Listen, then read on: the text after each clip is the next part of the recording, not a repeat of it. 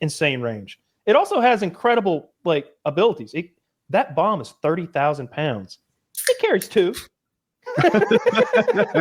By the way, not on the bottom, bolted on like anybody else on the planet who's a human would do. No, it's in a stealth bomb bay that opens up like some shit out of Star Trek. Pretty slick.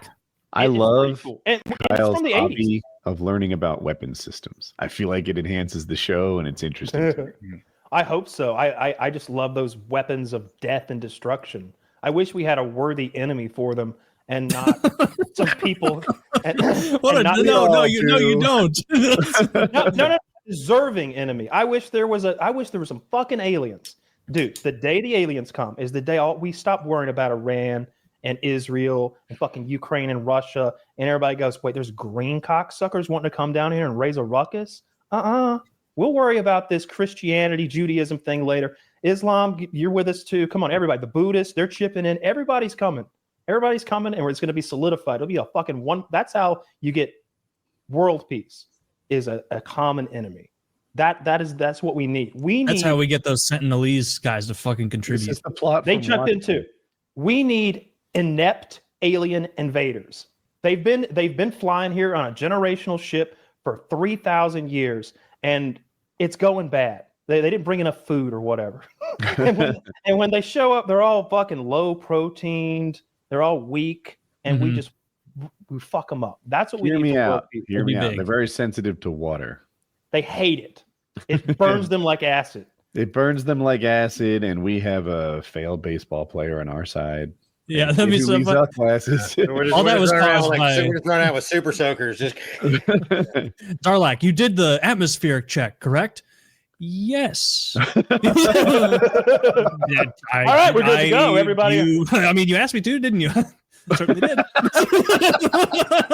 Yeah, that ocean. 5,000 year trip. That's liquid methane oceans, right? Mm-hmm. Yeah. Exactly. I don't know, probably. But as far as from a technological standpoint, I don't know. Stephen Hawking, a couple other people are always very leery about the SETI projects, things like that, because the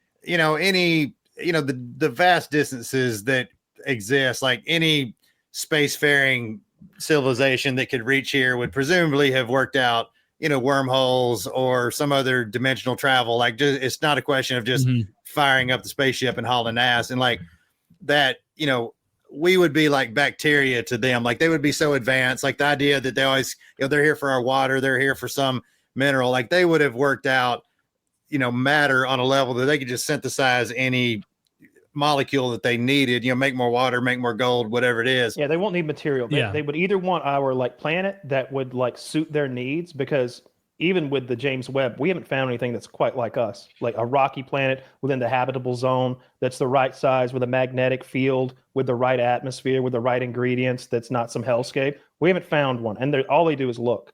So maybe they want that, or maybe they want us. Maybe they want us for some reason, because we are stardust turned into consciousness. Exactly. Maybe they just wanted as like pets. Like, we'd all just be like hamsters. Oh, we'd be the best pets. Please get a nice submissive Korean boy. That's a good pet right there. I was thinking more like an ant that. farm, right? You just put us there. Then before long, log cabins pop up, and then we make some cities. They'd probably make us fight. Yeah, maybe they'd make us all do war, because to them that would just be like a fun, silly little battle. Yeah, but even if we're ants to them, I think we'll be interesting ants. We have entire teams of scientists in areas of field of study, or fields of study, where people look at ants. You know what I mean? They're blown away by ants. I don't like when I hear astrophysicists or futurists or whatever say that. They're like, oh, they wouldn't care about us. Really? How do you know? How do you know it's not just us and them in the entire universe that are conscious, smart people? They would be incredibly interested in us, even if we're retarded to them. If we went spacefaring and we found a planet full of ants, it would be amazing to us. We'd be, oh my God, space ants! I want some. It would be the new pet for the holidays for sure. But yeah, I mean that, the whole Fermi paradox of, why haven't we heard anything? Why haven't we seen anything?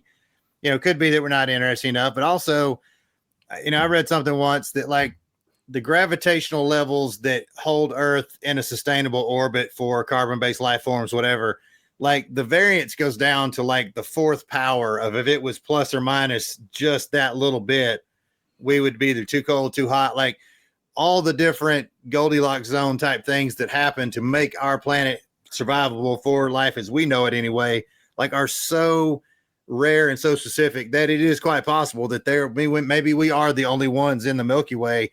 It can't be too big. It can't be too big because the gravity won't allow for certain kinds of evolution to take place. It can't be too small because then it won't have an iron core, so it won't have a magnetosphere to protect it from solar rays that would radiate any kind of bacteria for your building blocks of life.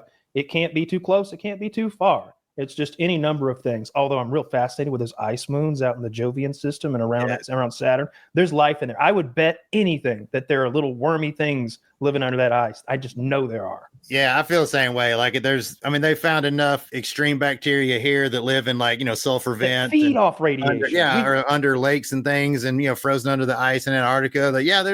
That would be pretty wild. Like I love that concept. And I just want somebody to land something on there and drill down and find something. That would be amazing. Well, Trump cut our budget, so not this decade. Yeah, not this time around. But did you